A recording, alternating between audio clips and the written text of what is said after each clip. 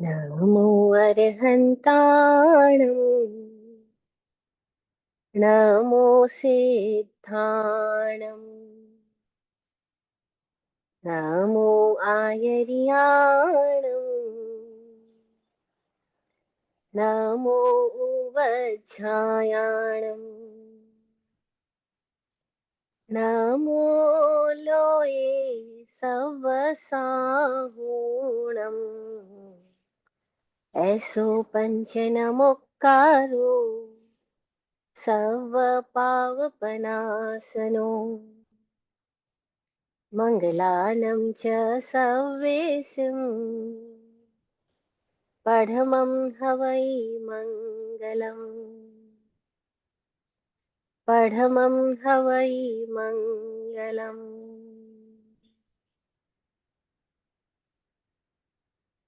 ध्यानिमूलं गुरोर्मूर्ति पूजामूलं गुरोर्पदम् मन्त्रमूलं गुरोर्वाक्यम् मोक्षमूलं गुरोर्कृपा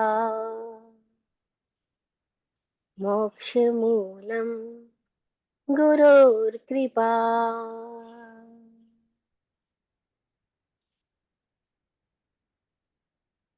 चरम तीर्थंकर समण भगवान महावीर स्वामी को भावमय वंदन नमन। चतुर्विध तीर्थ को प्रणाम। समस्त भव्य आत्माओं की भव्यता का सतत स्फुरन हो। सबका कल्याण हो, सबका कल्याण हो, सबका कल्याण हो। सिद्धा सिद्धिं मम दिशन्तु, सिद्धा सिद्धिं मम दिशन्तु, सिद्धा सिद्धिं मम दिशन्तु। ओम।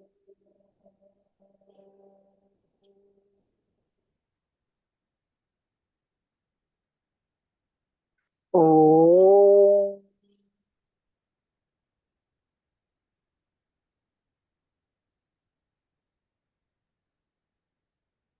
ओम।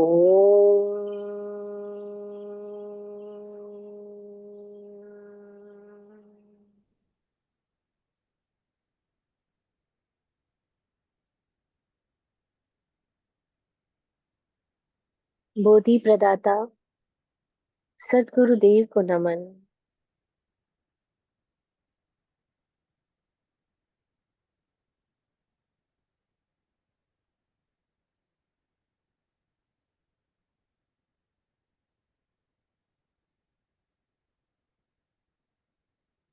तत्वार्थाधिगम सूत्र के रचयिता वाचक उमा स्वाति जी की प्रज्ञा को प्रणाम।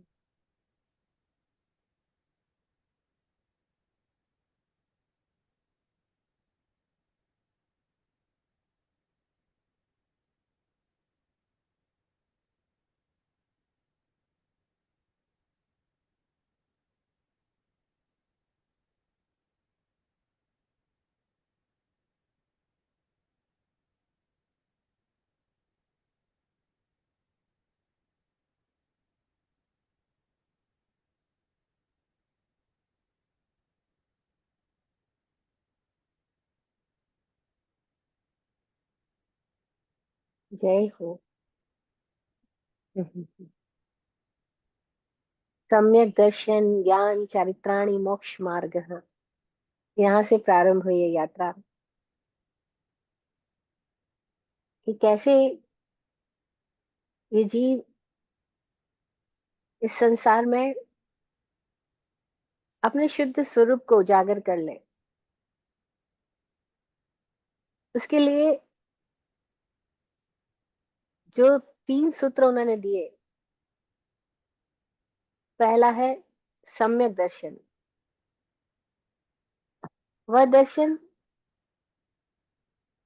वह देखना जो खुद को देखना हो।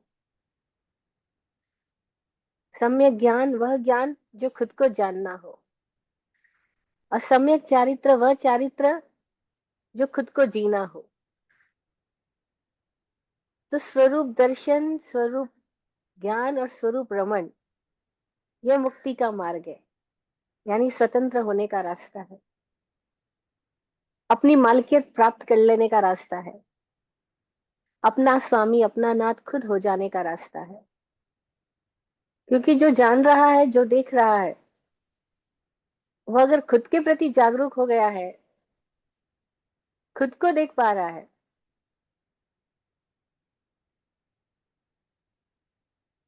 जो कि बिल्कुल आसान है देखा जाए तो, और बहुत कठिन भी है सोचा जाए तो।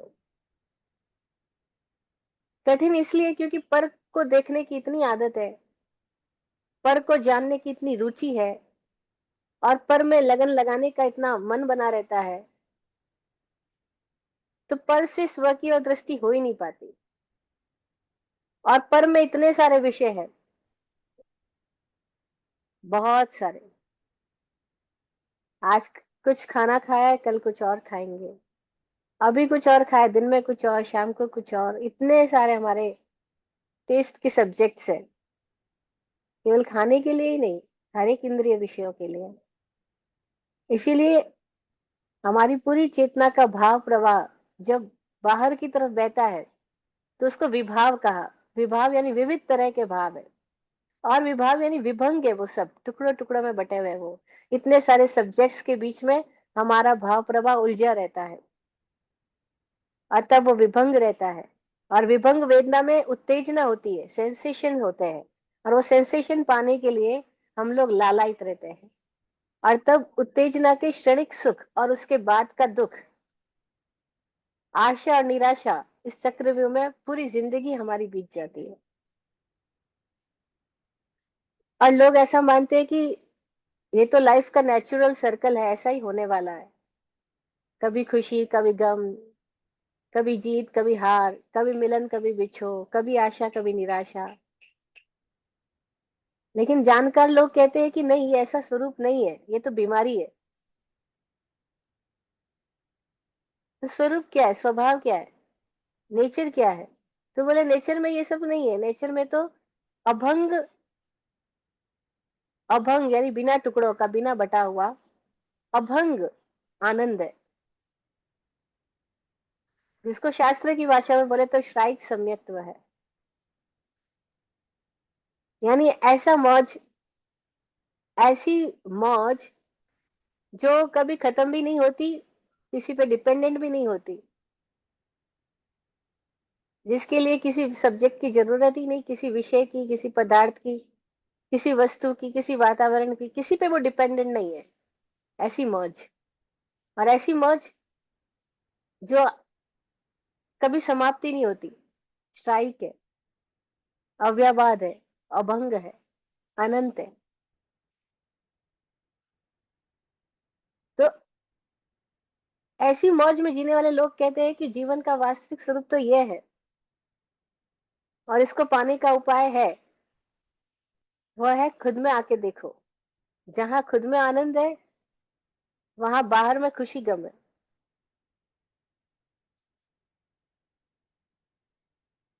और खुद के आनंद को जो लोग उद्घाटित करने की यात्रा पे निकल पड़ते हैं, जो लोग अपनी दृष्टि को जागृति पूर्वक, प्रयास पूर्वक अपनी दिशा में लाते रहते हैं, दूसरों के मूल्यांकन करने की आदत छोड़ करके खुद में ठहरने लगते हैं, वो लोग जान पाते हैं कि कैसे उनके जीवन का तल बदलता जा रहा है। कल वो भी छोटी छोटी बात पर क्रोधित होते थे, परेशान होते थे, दुखी होते थे, खिन्न हो जाते थे, नाराज हो जाते थे, शिकायतों से भर जाते थे, खुद से शिकायत, किस्मत से शिकायत, कर्मों से शिकायत, लोगों से शिकायत, माहौल से शिकायत। और अब उनके भीतर से शिकायत वाला जो पैटर्न था, वो गायब ही हो गया। उन्हें ख्याल ही नहीं आता किसी की शिकायत, उनके भीतर केवल अहोभाव अहोभाव अहोभाव रहता है। और जो अपने भीतर ऐसे अहोभाव की दशा में जीने लग जाते हैं, अब वे अपने ही भीतर दिव्यता को स्फुटित होता हुआ महसूस करते हैं। और जब उनकी दिव्यता फैलने लगती है, घनीभूत होने लगती है, तो उनके भीतर देव स्वरूप उजागर हो जाता है। असली अर्थों में देवता वे है जिनके भीतर दिव्यता जागी, जिनके भीतर अब छिछलापन गया, अब शुद्रता गई, संकीर्णता गई, नाराजगी समाप्त हो गई। वे असली अर्थों के देव हैं। देव का मतलब अब वे दिव्यता से, उद्योत से उजागर हो रहे हैं। उनके भीतर ही कोई ऐसी आनंद की किरणें फूट रही है कि अब उनको अपने सुख के लिए, अपने मौज के लिए किसी और को पकड़ने की, किसी और की तरफ भागने की, किसी और की तरफ आकर्षित होने की आवश्यकता ही नहीं बची। बच्चे तितलियों को देख के भागते हैं, युवा स्त्रियों को देख के भागते हैं, थोड़े और बड़े हो जाए तो पद पैसे को देख के, प्रतिष्ठा को देख के भागते हैं, और बुढ़ापे में आदमी इन सब से हताश निराश होके पछतावे में मर जाता है, क्योंकि अब वो भागना चाहता है लेकिन भागे किसके पीछे? कोई उसकी तरफ देखना ही नहीं चाहता। तो वो अपने जोड़े हुए पदार्थों के पीछे, परिवार के पीछे भागने की कोशिश करता है, और सब लोग उससे भागने की कोशिश करते हैं। तो उसको दुख होता है कि मैंने इसके लिए सब कुछ किया और ये लोग मेरी तरफ ध्यान ही नहीं दे रहे। तो वो ध्यान पाने के लिए बहुत प्रयास करता है, लेकिन अपना ध्यान खुद करने का बिल्कुल भी प्रयास नहीं करता, और फिर पूरी जिंदगी व्यर्थ चली जाती है। उसे समझ में आता है मैंने जिसके लिए सारी सांसें गंवाई, वो एक भी चीज काम ना आई।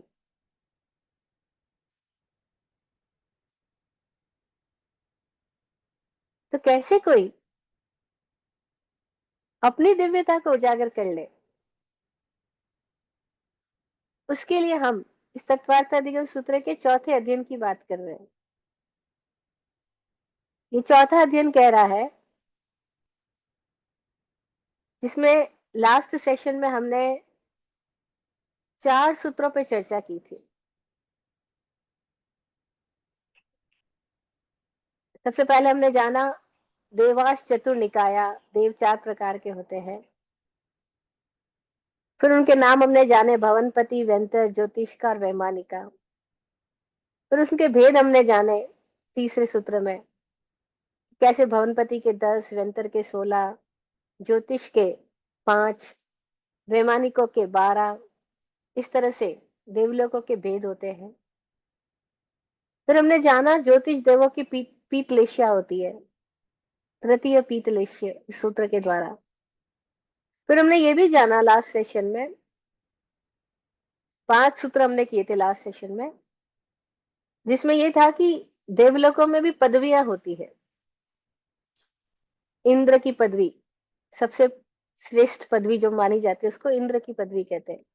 जैसे हमारे यहाँ इंडिया में प्रेसिडेंट बोलते हैं, प्रधानमंत्री बोलते हैं, ऐसे देवलोकों में जो प्रेसिडेंट है उसको इंद्र बोलते हैं।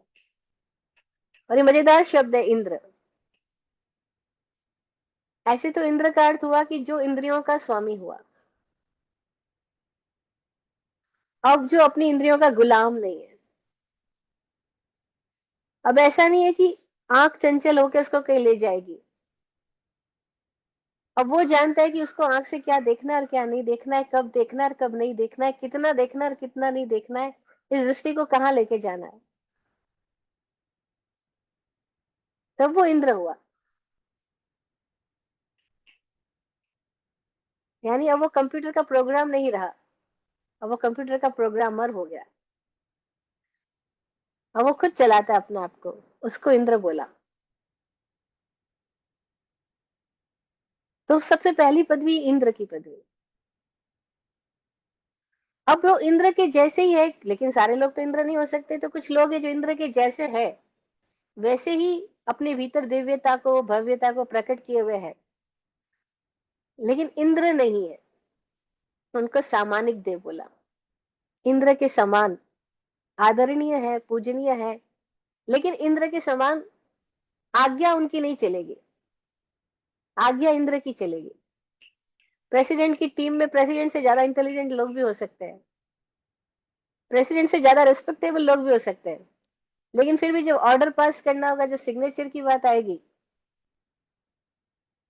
तो वो केवल प्रेसिडेंट का ही चलेगा, किसी और का नहीं चलेगा। तो इंद्र है, फिर सामानिक है। फिर उस सभा के अंदर कुछ धर्म गुरु भी है, पुरोहित भी है, उनको त्रायस्त्रिश बोला गया, अमात्य की तरह, जैसे राजा के दरबार में अमात्य होता है। तो इंद्र, सामानिक, त्रायस्त्रिश, आत्मरक्षक देव, लोकपाल देव, सैनिक देव, सभासद देव, सफाई करने वाले देव, अपराधियों को दंड कर देने वाले देव, इस तरह से देवों की कुल 10 पदवियां बताई गई। जैसे हमारे यहाँ लोकतंत्र में इस तरह की सारी चीजें देखने को मिलती है, ऐसी वहां देवलोकों में भी ऐसा है। क्यों है? तो हम समझ सकते हैं कि जैसे मानव का मस्तिष्क होता है, और वही मस्तिष्क का ही कोई थोड़ा सा डेवलप रूप कह सकते हैं, या थोड़ा सा किन्हीं और अर्थों में विकसित रूप कह सकते हैं, वो देवलोकों का है। और यहाँ पर भी मनुष्य महत्वाकांक्षी है, सबके ऊपर बैठना चाहता है। अब ऐसी इच्छा लेकर के वो वहां पर भी पहुंच जाता है, तो वहां पर भी उसकी इच्छा यही होती है कि सब के ऊपर मैं बैठा हूँ, मेरा साम्राज्य चले। और यहाँ पर भी लोग होते हैं जो दूसरों को दबाने, कुचलने की कोशिश करते हैं, ऐसे लोग भी वहां पहुंच जाते हैं किन्हीं किन्हीं कारणों से। तो वो वहां जाकर के भी दंड देने वाले अधिकारी बन जाते हैं, सेनापति बन जाते हैं, सैनिक बन जाते हैं। हालांकि अनुभवी समझदार लोग तो कहते हैं कि सैनिक बनना यानी सबसे कम बुद्धिमानी का लक्षण, क्योंकि भला कौन बुद्धिमान आदमी किसी को मारने में या खुद मरने में रस ले रहा होगा? बुद्धिमान आदमी तो जिलाने में रस ले रहा होगा, जीवन ऊर्जा को फैलाने में रस ले रहा होगा। कोई मूर्ख लोग ही होंगे जो जीवन ऊर्जा को समाप्त करने में रस ले रहे होंगे। पर ये बातें हमको अच्छे नाम पे दी जाती है। सैनिकों को ये नहीं कहा जा रहा है कि तुम्हें हिंसा करनी है, मारधाड़ करनी है, तुम्हें लोगों को मारना है, काटना है। उनको कहा जाता है अपने देश की रक्षा के लिए सब कुछ करना है। करना तो हिंसा ही है, लेकिन नाम अच्छे दे दिए गए, अपने देश की रक्षा के लिए। और सबको छोटे छोटे टुकड़े देश के दे दिए गए, और सब अब अपने अपने राज्य, प्रांत, मोहल्ला, सीमा, देश, इसकी रक्षा के लिए झगड़ा फसाद कर रहे हैं। कर तो झगड़ा फसाद ही रहे, लेकिन उनके भीतर एक आदर्श कल्पना दे दी गई ताकि उनको आत्मग्लानि ना पैदा हो कि मैं अपराध कर रहा हूँ मार करके। और मनुष्यों ने बड़ा जाल रचा है। हर अत्याचार को वो एक अच्छा नाम दे देता है, हर बलात्कार को भी अच्छा नाम दे देता है। जहाँ प्रेम नहीं है और संबंध बनाए जा रहे हैं, वो बलात्कार ही तो हुआ। लेकिन फिर भी उनको नाम दे दिया जाता है क्योंकि तो रिश्ता है, रिस्पॉन्सिबिलिटी है, ड्यूटी है, we have to do all these types of works. और अच्छे अच्छे नाम के पीछे क्या क्या नहीं छुपाया जाता है। और हम इतने अंधे हैं कि हम देख ही नहीं पाते कि नाम क्या है और उसका चित्र क्या है। नाम क्या है, चित्र क्या है? नाम क्या और इंसान क्या है? हम सारे इंसानों को अलग अलग नाम दे करके अपने ही जीवन की डायरी के अंदर उनके अलग अलग फाइल्स बना लेते हैं, या उनके अलग अलग पेजेस बना लेते हैं। और अगर हम इन सारे नाम को और पर्दों को हटा के देखें, तो पता लगेगा कि सब जगह केवल 4 संज्ञाओं का खेल है। आहार निद्रा भय मैथुन, ये चार संज्ञाओं का खेल ही सब जगह है, अलग अलग रूप बदल बदल करके। और ये सब मन की उलझाव है, और आदमी अपने मन को समझ नहीं पाता और दूसरों के मन को समझने की कोशिश में लगा रहता है।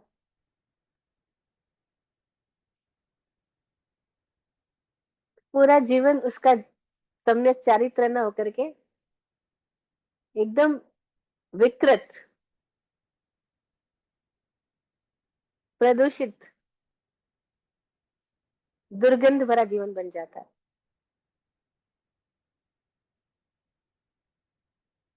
फिर इस दुर्गंध को दबाने के लिए आदमी पूरी जिंदगी कोशिश करता है, कभी माला जाप करके, कभी कीर्तन पूजन करवा के, कभी भंडारा करके, कभी तीर्थ यात्राएं निकाल करके, कभी पैसे का दान करके। वो सोचता है कि मैं कुछ अच्छा कर लूंगा तो मेरे सारे ये दुर्गंध दूर हो जाएगी, छिप जाएगी, दब जाएगी। और अनुभवी लोग, ज्ञानी लोग कहते हैं कि मूढ़ व्यक्ति है, वो कर्म को कर्म से काटना चाह रहा है, जबकि कर्म कभी कर्म से कटता ही नहीं।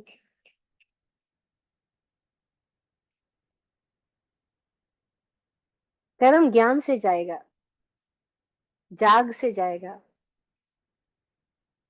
अप्रमत्त होने से, जागृत होने से जाएगा। कर्म कर्म से नहीं कटेगा। लेकिन ऐसे मूढ़ों की तो भीड़ है जो कहते हैं कि कोई बात नहीं, अगर चोरी करके भी पैसा कमाया तो इतने परसेंट दान कर दो तो तुम्हारा प्रायश्चित हो जाएगा। पुरोहित पहुंच जाते हैं पूजा करवाने, पादरी पहुंच जाते हैं चंदा लेने, महात्मा लोग उपदेश देने लग जाते हैं मंदिर बना लो। और ऐसे ही सब एक दूसरे को ठग करके अपनी अपनी रोजगारी चलाते रहते हैं।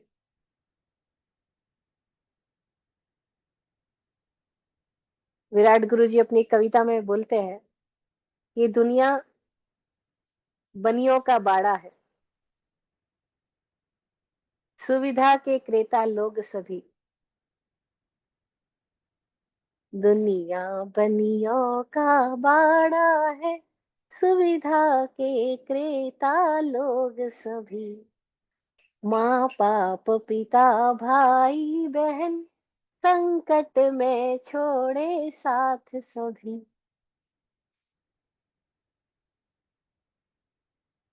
सब सुविधा के क्रेता है, जब तक सुविधा मिलती है आपके पास बने रहेंगे। बनियों का बाड़ा है, बनिया यानी जो लेने की भाषा में जानता है, लेने की भाषा में जीता है, लेने की भाषा में सोचता है, किसको कैसे ठगूं। थोड़े दिन पहले एक भाई साहब मिलना चाहते थे, उन्होंने हमको बुलाया और कहते मेरे पास खूब पैसा है और मैं इस पैसे का कुछ करना चाहता हूँ, क्योंकि फिर मर जाऊंगा तो क्या करूंगा, मेरी तो उम्र काफी हो गई है। तो मैं चाहता हूँ आप वृद्धाश्रम खोलो, आप साधु साधियों, बूढ़े साधु साधियों की सेवा करो, ये करो, और खर्चा सारा मैं कर दूंगा। स्वामी जी बोले अगर आपको खर्चा ही करना है तो आप पैसे देके भूल जाओ, फिर आप क्यों याद रखते हो कि पैसे मैं दे रहा हूं और मैं दूंगा और मेरा नाम रहे और मैं जो चाहूँ वो हो। फिर आपको तो पैसे देने, दे दो, कंडीशनिंग क्यों रखना। अब ये बात उनको इतनी अखर गई, क्योंकि पैसे देके थोड़ी भूलना है, उनको तो अपना नाम चलाना है, उनको अपनी सत्ता कायम करवानी है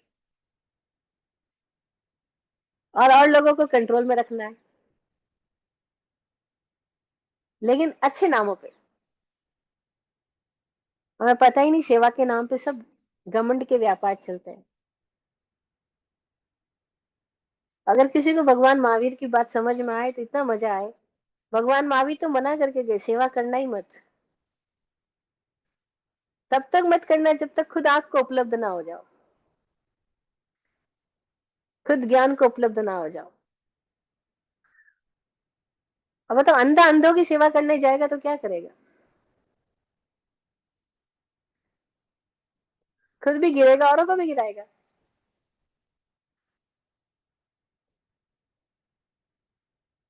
और महावीर की वाणी को कौन समझने के लिए तैयार है यार? भगवान तो बोले पडमम नाणम तवो दया। तवो यानी बाद में, दया बाद में, पहले क्या? ज्ञान। लोग पडमम नाणम बोल ही गए। वो नाणम की जगह नामम कर दिया, पहला नाम फिर दया। नाणम छोड़ दिया, नामम कर दिया, कि पहले मेरा नाम हो फिर मैं सब कर दूंगा।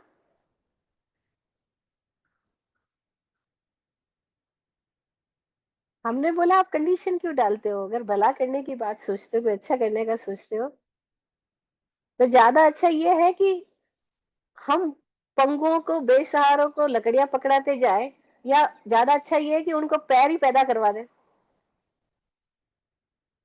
ज्यादा अच्छा ये है कि हम अंधों के लकड़ी पकड़ाने जाएं, कि इसकी वजह उनकी आंख का ऑपरेशन कैसे हो जाए, उनको ध्यान कैसे मिल जाए, उनकी ऊर्जा अपनी दिशा में काम करने कैसे लग जाए, वो कुछ उपाय कर ले। और अब ऐसी बात समझ में किसको पड़े?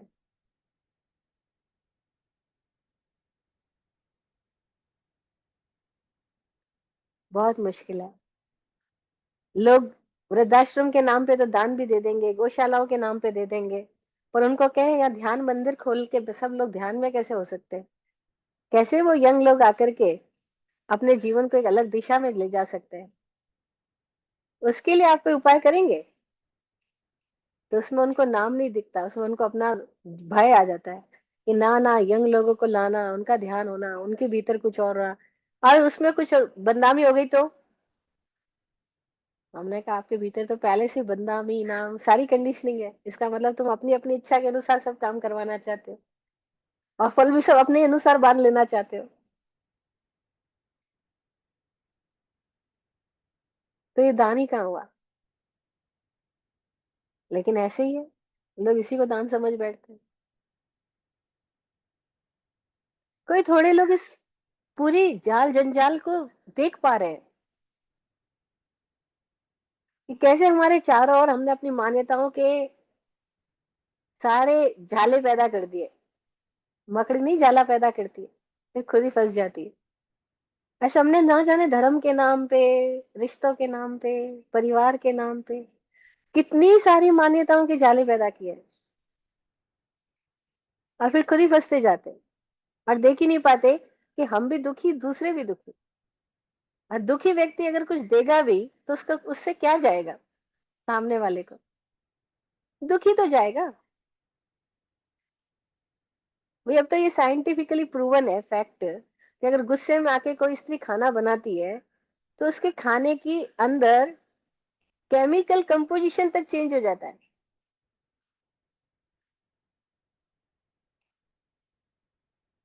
एक महिला ने अपने क्रोध में, झगड़े फसाद की मानसिकता में अपने बच्चे को दूध पिलाया, और बच्चा बीमार होकर मर गया। और कारण क्या? उस दूध में जहर फैला गया था, माँ के भीतर का।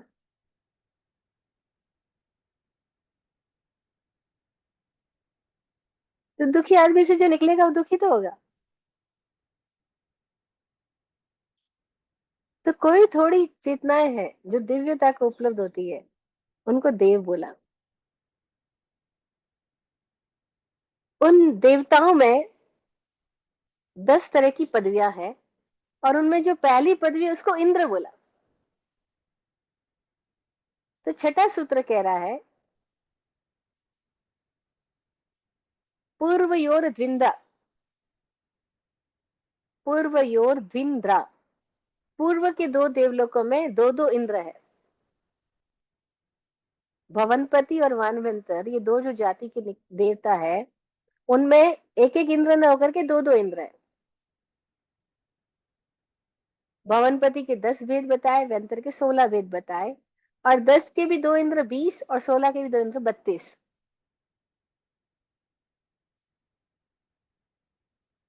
इस तरह से भवनपति और व्यंतर देवों के दो दो इंद्र हुए। क्यों दो दो इंद्र हुए? तो उसमें सूत्रकार बोलते हैं, कि भवनवासी जाति के देवता है वो उत्तर दिशा में भी रहते हैं और दक्षिण दिशा में भी रहते हैं। तो उत्तर दिशा के रहने वाले देवताओं के इंद्र अलग है, दक्षिण दिशा में रहने वाले देवताओं के इंद्र अलग है। तो जैसे भवनपति में पहला अगर हम बात करें असुर कुमार जाति के देवता, तो असुर कुमार जाति के दो देवता हुए, एक चमरेंद्र हुए एक बलेंद्र हुए, एक उत्तर दिशा का एक दक्षिण दिशा का। उत्तर दिशा के देवता दक्षिण दिशा के देवता की बजाय थोड़े ज्यादा बलिष्ठ होते हैं, थोड़े ज्यादा कह सकते कि उनकी लेशा ज्यादा प्रभावकारी होती है, उनके भीतर की सामर्थ्य कुछ अधिक होती है दक्षिण दिशावासी देवताओं से। इसलिए इनके अलग अलग इंद्र बताए, अलग अलग उनकी मानसिकता है और अलग अलग उनकी अपनी रचनाएं हैं, क्योंकि वहां तो सोचा और रचना हो गई, वहां सोच ही रचना है, वहां सोच और रचना के बीच में फर्क नहीं होता। यहाँ हम सोचते हैं और उसको आकृति में बदलने के लिए हमको मेहनत करनी होती है। हमने इंजीनियरिंग का वर्क देखा, वो पहले ड्राइंग करते हैं अपने पेपर पे कंप्यूटर पे और फिर उसको मैनिफेस्टेशन करते हैं, फिर उसको बाहर स्टेब्लिश करने के लिए उनको ईंट पत्थर सब कुछ जोड़ने पड़ेंगे। लेकिन देवलोकों में ऐसा नहीं होता, वहां सोचा और हुआ बस। लेकिन फिर भी सबके सोचने की सामर्थ्य और होने की सामर्थ्य में फर्क है। इसीलिए देवताओं में भी अलग अलग जाति के इंद्र है और फिर उन इंद्रों की मानसिकता भी अलग अलग है।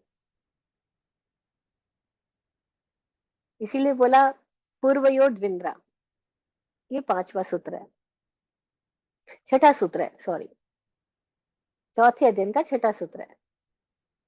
ये सूत्र बताता है कि भवनवासी के डबल है, वंतर के डबल है। उसके बाद ज्योतिष की देवों के वैसे तो 5 वेद है, चंद्र सूर्य ग्रह नक्षत्र तारा, लेकिन उनके देवता 2 ही बताए। 2 इंद्र होते हैं, एक चंद्र एक सूर्य।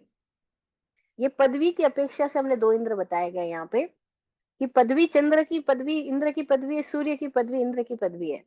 हालांकि चंद्र कोई एक नहीं है, सूर्य कोई एक नहीं है,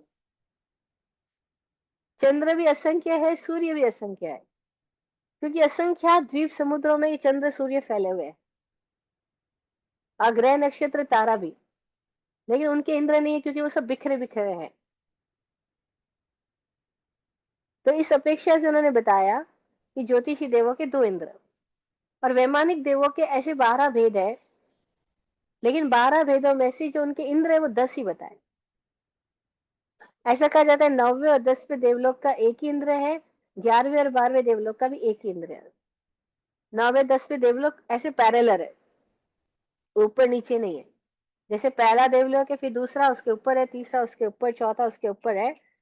लेकिन जब 9वां 10वां देवलोक आता है तो दोनों पैरेलल है, 11वां 12वां भी पैरेलल है। तो उनकी रचना इस तरह से है, तो उनका इंद्र एक बताया।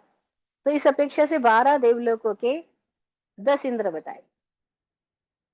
तो 10 12 देवलोकों के, 2 ज्योतिषी के, ये 14 इंद्र हुए।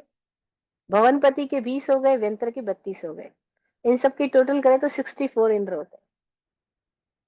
और ऐसा कहा जाता है कि 64 इंद्र जब अरहंत परमात्मा का जन्म होता है तो उनके जन्म कल्याणक के निमित्त इस धरती पर आते हैं।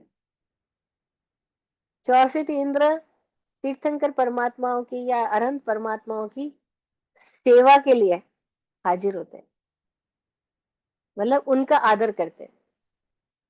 इसीलिए अरहंत परमात्मा को इस आर्हत दर्शन की भाषा में देवाधिदेव कहा जाता है, कि देवताओं के भी देवता है ये। देवता भी जिनके आगे नतमस्तक होते हैं। वक्ता मर प्रणत मौलि मणि प्रभाणा, मुद्योतकम दलित पाप तमो वितानम, सम्यक प्रणम्य जिन पाद युगम युगादा, वालम बलम भव जले पतताम जनानाम। ये 64 इंद्र भी जिनके चरणों में आके प्रणाम करते हैं, उनकी द्युति, देवताओं की द्युति कितनी बड़ी बताई गई है। इन देवताओं की द्युति यानी उनकी दिव्यता, उनकी डिविनिटी, उनकी प्रकाश, उनके उजाले से भी कितनी गुना ज्यादा उन देवादि देव का, उन परमात्मा का आंतरिक वैभव होता है, उनकी ड्यूटी कितनी गजब होती है। तो आरत दर्शन में देवादि देव को पूजनीय बताया, आराधनीय बताया, इष्ट बताया। इन देवताओं को आदरणीय तो कहा, लेकिन पूजनीय नहीं कहा। आदर करने तो योग्य है, लेकिन पूजा करने योग्य नहीं है। क्यों नहीं है पूजा करने योग्य? क्योंकि पूजा उसकी करो जो आपको होना हो, जो अल्टीमेट हो, जो चरम हो, जो उत्कृष्ट हो। ये देवता, चाहे वो भवनपति केंद्र हो, चाहे व्यंतर के, चाहे ज्योतिषी के, चाहे वैमानिक के, ये भौतिक दृष्टि से तो समृद्ध है, समर्थ है, लेकिन आध्यात्मिक दृष्टि से जरूरी नहीं है कि वो समर्थ हो, समृद्ध हो सकता है वो आंतरिक दृष्टि से तो दरिद्र हो सकता है उनको सम्यक दृष्टि हो अथवा ना हो। तो जिसको मुक्त होना है, उसी को करें, और मुक्त होकर के मंदिर में लगी पूजा करेगा। जिस बाहर जेल से उनकी तरफ देखा, जेल में आ रहे हैं, जेल में भर्ती है, जबरदस्त पा रहे हैं, उस तरफ देखा, किसकी पूजा करेगा? जेल से मुक्त हो गए उनकी तो करेगा। इसलिए देवती देव को पूजनीय कहा, आराध्य कहा, इष्ट कहा, लेकिन हम जाके हमों को आदरणीय कहा, पूजनीय नहीं कहा, और आगे भी नहीं कहा। सच अर्थों में कहो तो सूत्र भाषा में कहा, मत न बदले, आशात न।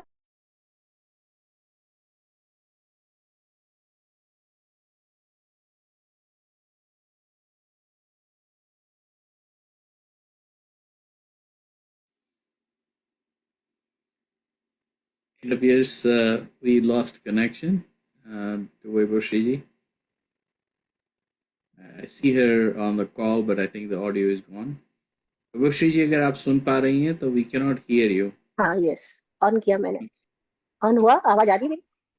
आ रही है, अब आ रही है, पर आपकी वीडियो नहीं आ रही है। हाँ, मैं सुन रहा हूँ। ठीक है। वीडियो नहीं आ रही?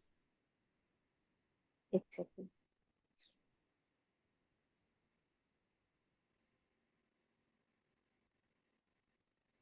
अभी भी? अभी आ रही है आपकी वीडियो, पर वो आपका साइडवेज आ रहा है। एक सेकंड।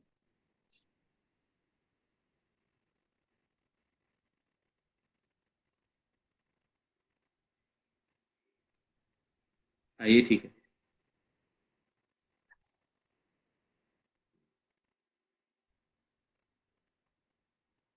ये बता रहे हैं आपकी बैंडविड्थ लो है। अच्छा, ओके, ये हो सकता है।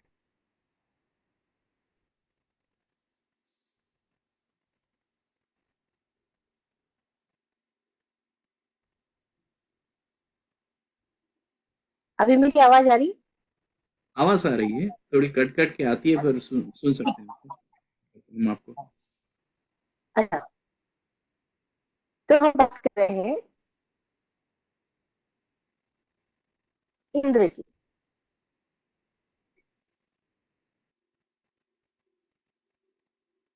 ये नहीं नहीं आ रही है, आपकी आवाज बिल्कुल कट जा रही है।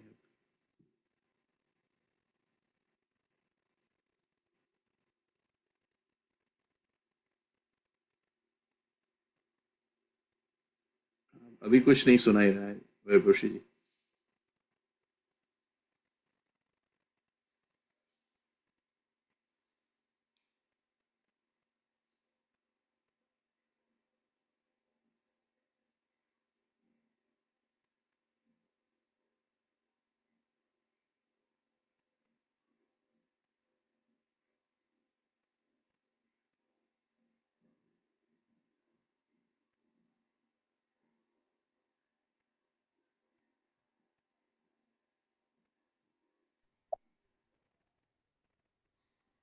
सुन पा रहे हैं मुझको? हाँ, अब आपको सुन रहे हैं, यस। और आपका वीडियो अभी अभी अगेन साइडवेज हो गया है, पर आपको सुन रहे हैं।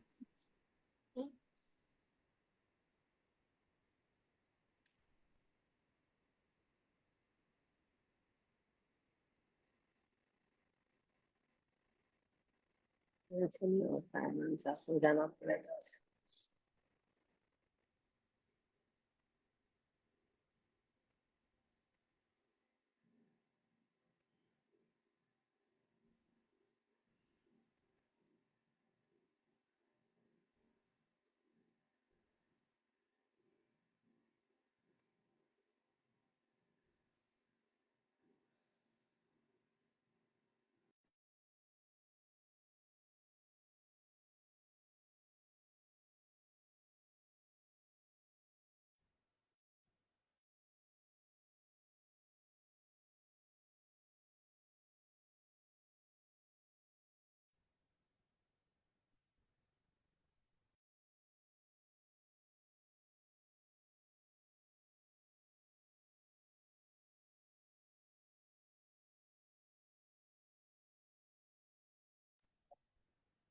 अब आई आवाज?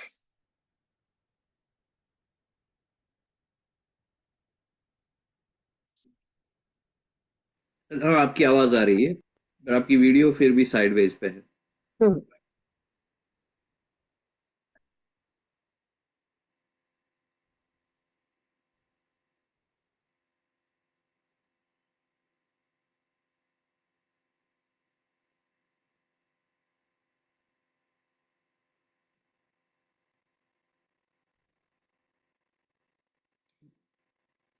अवश्य जी, अगर आप कुछ बोल रही हैं तो हमें कुछ सुना ही नहीं रहा है।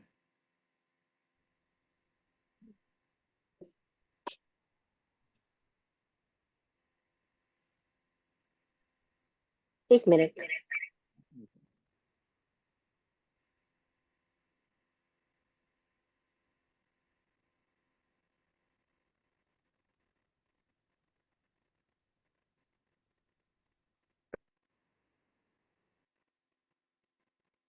आई मेरी? हाँ, आपकी वीडियो आ रही है, पर जो है आपकी आवाज कट के आ रही है। ओके। हो सकता है यार नेटवर्क इशू हो रहा है। नेटवर्क ये यहाँ पे बता रहे हैं कि आपकी बैंडविड्थ कम है, हम्म। पर अभी अभी ठीक हो गया है, अभी लग रहा है अभी अभी चलेगा। We are back to normal, it looks like. Okay, we are back. We are back, exactly. Yes. तो हम बात कर रहे हैं, 64 इंद्र देवता जो है, उनके लिए सूत्रों में आता है कि उनकी आशातना ना की जाए। 33 प्रकार की आशातना बताई गई है, जो कि किसी भी साधक को नहीं करनी है। उसमें बताया गया, देवाणम आसायणाय देवीनम आसायणाय। देवता और देवी की आशातना की हो तो वह भी दुष्कृत्य निष्फल हो। तस्मिच्छामि दुक्कडम। इसका मतलब है आशातना ना की जाए, लेकिन आराधना की जाए, ऐसा नहीं कहा। तो प्रश्न पैदा होता है कि जैन समाज इतने सारे मंदिरों में देवी देवताओं की आराधना पूजा अर्चना कर रहा है, वो क्या उसके लिए उचित है?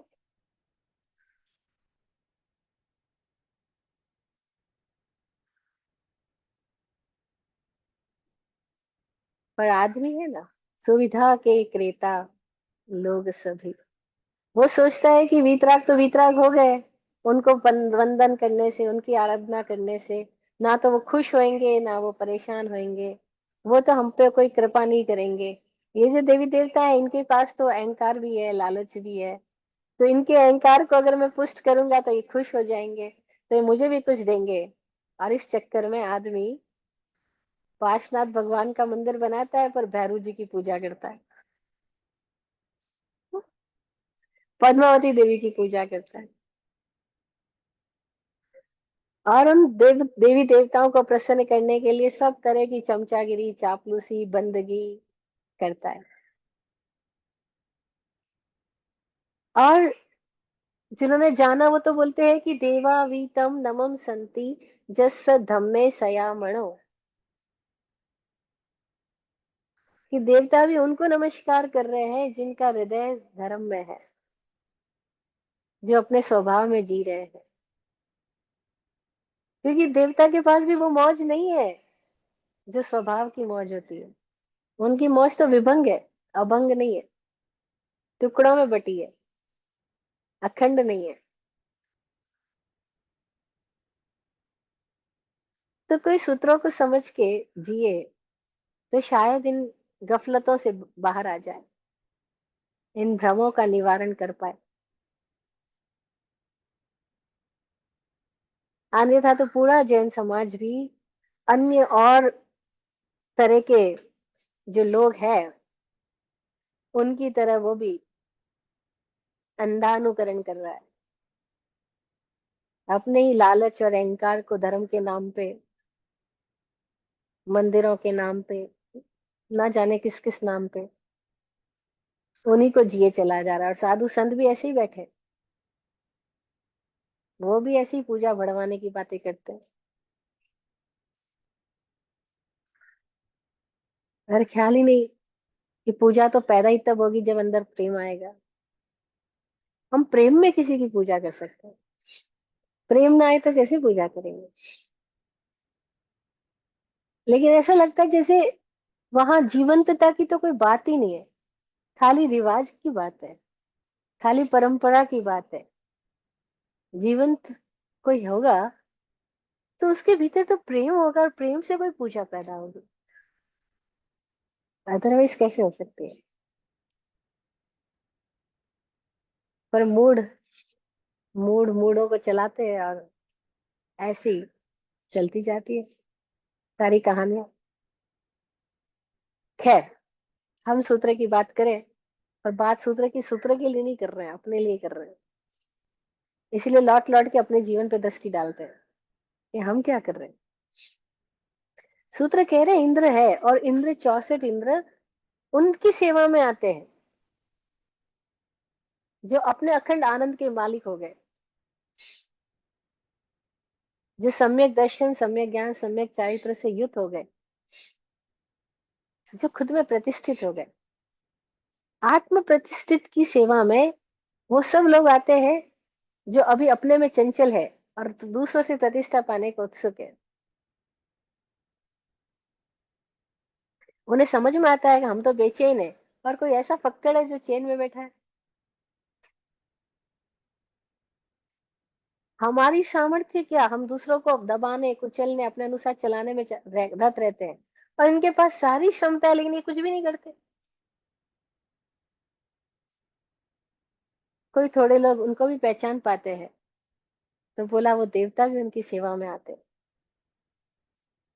तो आरत दर्शन नहीं कहता कि तुम देवों की आराधना, भक्ति, पूजा अर्चना करो।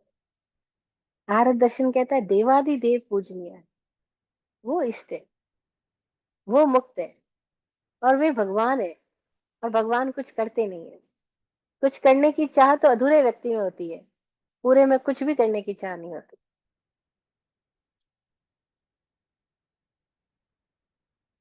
इस अद्भुत बात को कोई समझ ले तो जीवन ही बदल जाए। खैर, अगला सूत्र, पूर्वयोर द्विंद्रा के नेक्स्ट सूत्र में हम चलते हैं अब।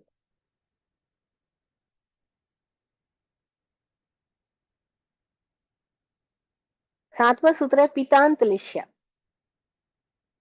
पीतांत लिश्या का मतलब बता रहे हैं कि भवनपति और वेंतर, इनके पास में 4 लेश्याएं हैं। उसमें लास्ट जो लेश्या है वो पीत है, यानी तेजो लेश्या है। यानी 6 लेश्याओं का हमने नाम जाना पहले कई बार अलग अलग विषयों में। कृष्ण लेश्या, नील लेश्या, कापोत लेश्या, तेजो लेश्या, पद्म लेश्या और शुक्ल लेश्या। इनमें से भवनपति और वानवेंतर के देवताओं के पास में पीतांत, पीत जिसके अंत में है, ऐसी लेश्या है। यानी कि तेजोलेशिया को पीतलेशिया कहा गया है। तो तेजोलेशिया तक, यानी काली, नीली, हरी और पीली, ये 4 तरह की लेशियाएं उनके अंदर है। कृष्ण, नील, कापोत और तेजोलेशिया, यहाँ तक की 4 लेशियाएं इन 2 प्रकार की जाति के देवताओं में पाई जाती है। ये क्यों बताया गया लेशिया? बहुत ही गहरा विज्ञान भारत दर्शन ने हमें दिया। आज तो बहुत वैज्ञानिक भी इस दिशा में काम कर रहे हैं और इस दिशा में बहुत सारे रिसर्चेस हुए हैं। इवन देन किरलियन फोटोग्राफी तक डेवलप हुई है, जो कि आदमी के चारों ओर जो चित्रों का, जो रंगों का व्यक्तित्व है, उसकी फोटोग्राफी ले लेता है और वो उन रंगों के आधार पर उस आदमी का विश्लेषण करता है। इसकी चित्त की वृत्तियां कैसी होगी, इसके सपने कैसे होंगे, इसकी सोच कैसी होगी, इसका व्यवहार कैसा होगा। वो उस चित्र के आधार पर ये बता देते हैं कि इस आदमी के अंदर की रचना कैसी है, इसके अंदर बीमारी कब आएगी, या ये कितना तरह का बीमार है, कौन सा हिस्सा उसका कमजोर है, कौन सा हिस्सा बीमार है। तो इस तरह की फोटोग्राफी तक अब तो डेवलप हो गई है। लेकिन पहले जिन लोगों ने देखा, उनकी दृष्टि में कोई डेवलपमेंट था ऐसा कि उनकी दृष्टि देख के बता देती थी ये आदमी तो अभी काली लेशिया वाला है, ये नीली है, ये कापोत है। अब काली को कहाँ बिठाना है, नीली को कहाँ बिठाना, कापोत को कहाँ बिठाना, तेजो वाले को कहाँ बिठाना। तो वो उनको उसी तरह की दशाओं में, दिशाओं में, उन उसी तरह के स्थान में उनको बिठाते थे। मतलब ऑटोमेटिकली वो लोग उस स्थिति में पहुंचेंगे। जैसे नहीं, हम में से सारे ही बच्चों को स्कूल में भेज दिया जाता है और इतने सारे सब्जेक्ट्स है स्कूल में, लेकिन पता नहीं कोई क्यों ड्राइंग में ही रस लेता है, कोई क्यों संगीत में रस लेता है, कोई क्यों एथलीट बन जाता है। तो सबकी इंटरेस्ट अलग अलग हो रहे हैं ना। अब हमने किसी को नहीं बोला तो भी किसी का रस कहीं है, किसी का रस कहीं, किसी का रस कहीं, है ना। और हम जबरदस्ती कहीं और बिठा देंगे तो वो मांस उठ के कहीं और चले जाएंगे। तो क्या बताया कि जो लेश्याएं हैं वो हमारे चारों ओर हमारी चित्त वृत्तियों का से पैदा हुए रंगों का एक प्रभाव है। और ये प्रभाव हमारे भीतर की क्या स्थिति है, वैसी ही तरह के वातावरण में चला जाता है। तो कोई इस तरह की मानसिकता वाले लोग होंगे ना, तभी तो वो असुर कुमार, नाग कुमार, सुवर्ण कुमार, विद्युत कुमार, अग्नि कुमार ऐसी स्थितियों में पैदा होंगे। कोई इस तरह की वृत्ति वाले होंगे, तभी तो वो किन्नर बनेंगे, पिशाच बनेंगे, भूत बनेंगे, यक्ष बनेंगे, राक्षस बनेंगे, गंधर्व बनेंगे। मतलब उनके भीतर वैसी वैसी स्थितियां है, वैसी वैसी लेश्याएं हैं। इसीलिए उन लेश्याओं की वजह से वो उस तरह की स्थिति को प्राप्त करते हैं। जैसे हम अपने घर में बहुत सारा सामान लेकर आते हैं, हर तरह का सामान लाते हैं ना, जूते भी, कपड़े भी, ज्वेलरी भी, खाने पीने का सामान भी। लेकिन हमारे भीतर क्यों ऐसी स्थिति आती है कि हम जूते कितने भी अच्छे हो उनको ज्वेलरी जहाँ रखते हैं वहां नहीं रखते, और ज्वेलरी जहाँ हम रखते हैं वो हम खाने पीने का सामान नहीं रखते। इसका मतलब हर स्थान, हर वस्तु का अपना हम स्थान बनाते हैं, और उस स्थान का अपना कोई कम ज्यादा महत्व नहीं है, लेकिन वो वैसा ही है। ऐसे ही मनुष्यों का भी, ऐसे ही देवताओं का भी है। तो उनके रंग भी उस तरह के होते हैं, उनकी लेश्या से उनके शरीर के रंग भी उसी तरह के होते हैं। जिनके भीतर कृष्ण लेश्या की अधिकता होती है, उनका शरीर भी कृष्ण रंग लिए, कृष्ण आभा लिए होता है। देवताओं के साथ ऐसा होता है। मनुष्य के साथ तो कुछ और भी हो सकता है, मनुष्य तो कुछ और दिखता है और कुछ और होता है। लेकिन देवताओं के साथ ऐसा होने की संभावना कम है, क्योंकि उनके विचार और उनका शरीर सेम बन रहा है। विचार बदलने के साथ, लेश्या बदलने के साथ उनका शरीर भी बदलेगा, क्योंकि उनका शरीर हमारे जैसा स्थूल शरीर नहीं है, वो वैक्रिय शरीर है। जैसे ना हम पारा के लिए बोलते हैं कि पारा को जिस बर्तन में डालेंगे वैसा आकार ले लेगा, जिस मोल्ड में डालेंगे तुरंत वैसा घट जाएगा। तो ऐसे ही उनका शरीर होता है, वैक्रिय शरीर। उनके भीतर जैसा लेशा बनेगी वैसा वैसा उनका शरीर बदलता जाएगा। इसलिए लेशा को भी दो प्रकार से समझा, एक भाव लेशा, एक द्रव्य लेशा। द्रव्य लेशा यानी शरीर पे पैदा हुआ रंग, शरीर पे प्रकट हुई आभा, शरीर पे, कपड़ों पे, अपने माहौल में जो दिखाई पड़ रही है उसको द्रव्य लेशा कहा। और वो किसकी वजह से हो रही है, भीतर की कोई अवस्था है, उसको भाव लेशा कहा। और भीतर की अवस्था किसकी वजह से है, तो बोला कषाय और प्रमाद की वजह से। विभावों की वजह से ही रंग है, स्वभाव में तो कोई रंग ही नहीं है। स्वभाव तो वीतराग है, यानी बिना रंगों वाला। वीतराग का मतलब क्या, राग यानी रंग, और वीत यानी निकल गया, जिसमें से रंग निकल गया उसको बोला वीतराग। तो स्वभाव तो वीतराग है, विभाव में रंग ही रंग है। तो देवताओं के साथ बड़े मजेदार बात है कि उनकी सोच के साथ ही उनकी घटना है, क्योंकि वो पूरा मानसिक जगत है। वो हमारे जैसा कर्म भूमि वाली दुनिया नहीं है, वो मानसिक दुनिया है। इसीलिए कृष्ण लेशा हुआ तो कृष्ण आभा उनके शरीर पर प्रकट हो जाएगी, नील लेशा हुई नील आभा प्रकट हो जाएगी, कापोत लेशा हुई कबूतरी आभा प्रकट हो जाएगी, और पीत लेशा हुई तो पीली आभा प्रकट हो जाएगी। तो इन चार प्रकार की जाति के देवों में से स्टार्टिंग के जो दो जाति के देवता है, उनके अंदर चार लेशाएं मुख्य रूप से पाई जाती है। पद्म और शुक्ल उनमें नहीं होती, क्योंकि अगर पद्म और शुक्ल होगी तो वो द्वैमानिक देवों की जाति में पहुंच जाएंगे। तो भवनपति, वानमंत, ज्योतिष की और दूसरे देवलोक तक मोस्टली चार प्रकार की लेशाएं पाई जाती है। उनमें भी ज्योतिषों में तेजोलेशा मुख्य होती है, इसीलिए हमने पहले ही जान लिया था तीसरे सूत्र में ही कि तृतीय पीत लेश्य, ज्योतिषों के पास में पीली लेशिया है, यानी कि ये तेजोलेशिया है। वैमानिकों के पास में अब अलग अलग लेशियाएं चालू होंगे, उनका वर्णन फिर अगले सूत्रों में है। हम चाहे तो अभी जान सकते हैं, चाहे तो फिर व्याख्या करेंगे, क्योंकि वहां अब कर्म कांड की प्रधानता नहीं है। आगे के देवलोकों के जो देवता है वो कर्म कांडी नहीं है, वो क्रियावादी नहीं है, उनके भीतर ज्ञान की प्रबलता है। तो जिनके भीतर ज्ञान की प्रबलता है और ये कर्मठता की कमी है, उनकी लेशियाएं डिफरेंट होती है। तो वहां तेजो लेशिया नहीं, वहां पद्म लेशिया होती।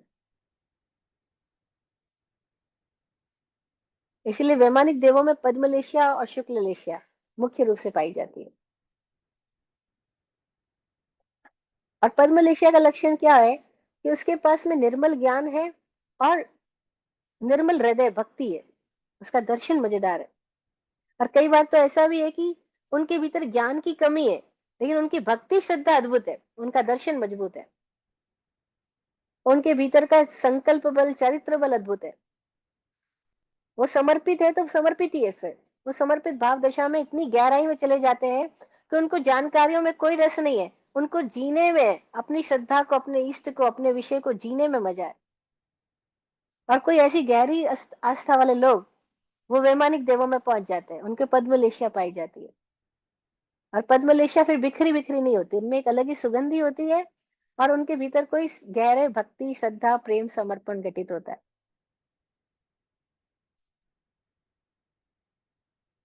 ऐसी स्थितियां डिफरेंट डिफरेंट मानसिकता हो सकती है, लेकिन उनके भीतर कुछ एक ऐसी प्रेम की या श्रद्धा की दशा घटित होती है कि अब उनको ज्ञान की पड़ी नहीं है, ना कर्म कांड की पड़ी है, ना कोई क्रिया प्रतिक्रिया में वो लगे।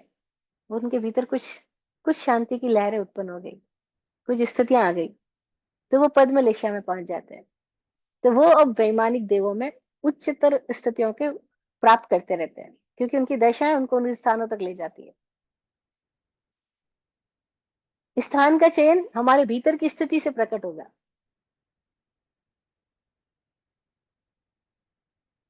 अगर भीतर की स्थिति मजेदार होती जा रही है तो ऑटोमेटिकली हमारी प्राण धारा ऊर्ध्व स्थितियों में पहुंचती है, और ऊर्ध्व लोकों में और देवलोकों में ऐसे स्थिति वाले जीव अगर मुक्त नहीं हुए हैं तो देवलोकों की कारागृह में तो जाते हैं, लेकिन उस कारागृह में भी वो एयर कंडीशन वातावरण में जीते हैं। उनको सुख सुविधा है लेकिन स्वतंत्रता नहीं। और इष्ट जो है हमारा, वो सुख सुविधा नहीं है, स्वतंत्रता है। इसीलिए देवता इष्ट नहीं है, पड़ाव है। और कोई भी पड़ाव कितना भी सुंदर क्यों ना हो, वो ठहरने लायक हो सकता है लेकिन रुकने लायक नहीं है। थोड़ी देर के लिए ठहर सकते हैं, लेकिन वहां घर बसा ले ऐसा नहीं। इस जीवन का लक्ष्य नहीं है विश्रांति भवन में टिके रहना, किंतु पहुंचना उस मंजिल तक जिसके आगे राह नहीं। इसलिए देवादिदेव आराधनीय है। साधु को भी भाव देव कहा गया सूत्रों में। साधु भाव देव है, भावों से वो दिव्यता को उपलब्ध हुआ है, वो आदरणीय है। और जो ये देवगति के देवता है, जिनको हम कह सकते हैं भव्य द्रव्य देव, ये आशातना करने योग्य नहीं है। बस अगर ये क्लैरिटी आ जाए तो और मजा है कि हम जिंदगी में किसका आदर करें और किसकी पूजा करें, किसकी आराधना करें, किसको समर्पित हो। जो मुक्त है उनको, या जो सुख सुविधा में जी रहे हैं उनको। और मोस्टली पब्लिक, मोस्टली हम सब लोग पैसे की पूजा करते हैं, पद राजनीतिज्ञों की पूजा करते हैं, प्रतिष्ठा वाले लोगों की पूजा करते हैं। लेकिन जो अपने में प्रतिष्ठित है, फक्कर फकीर रह गए हैं, पता नहीं क्यों हम उनकी आशाधना कर बैठते हैं, उनका अनादर कर देते हैं, उनकी तरफ हमारी दृष्टि जाती भी नहीं। आज जाती भी है तो टिकती नहीं। कोई थोड़े लोग ही है जो पूजनीय की पूजा कर पाते हैं, बाकी लोग तो शूद्र की पूजा कर लेते हैं। और देवता होने का भी रास्ता वो है कि जो मुक्त हो रहे हैं, उसकी दशा में, उसकी दिशा में जो आगे बढ़ रहे हैं, उनके भीतर की दिव्यताएं प्रकट होने लगती है। लेकिन वो उस दिव्यताओं के मुग्ध, उसमें मुग्ध हो गए, किसी और लालच में आ गए, तो अब वे खुद अपने लिए एक जाल निर्मित कर लेते हैं। तो उस जाल में जाने के बाद तो न जाने क्या क्या स्थितियां आती है। हमने लास्ट सेशन में सुना था कि बताएं देवलोक की बात, वहां भी तकलीफ है साक्षात, वहां भी होती नित लड़ाइयां। हाँ, खैर, तो हम देवलोकों के बारे में थोड़ा सा अलग अलग अपेक्षाओं से कुछ चित्रण कर पा रहे हैं और देख पा रहे हैं, और अपने आप के लिए क्लैरिटी डेवलप कर पा रहे हैं कि हमारे लिए क्या इष्ट हो। आज इतना ही, आज का समय हो गया। कोई प्रश्न है तो उनके लिए टाइम रखते हैं। जय हो। आत्मज्ञानी पूज्य विराट गुरुदेव की दुआ सबके लिए। आप फूलो फलो, हो जिंदगी मखमल मुलायम। आप फूलो फलो, हो जिंदगी मखमल मुलायम। आपकी हर खुशी पे है हमारी जान सदके। दुआ करते हैं चुपचाप, दिल की थाप से हम। दुआ करते हैं चुपचाप, दिल की थाप से हम। रहे जाते नवाजे, हर घड़ी अरमान सबके। अमन और चैन से गुजरे आपका वक्त सारा। अमन और चैन से गुजरे आपका वक्त सारा। रुख पे खिलती रहे यूं रूह की मुस्कान खुल के। रुख पे खिलती रहे यूं रूह की मुस्कान खुल के। जय हो, जय हो, जय हो। सबका कल्याण हो।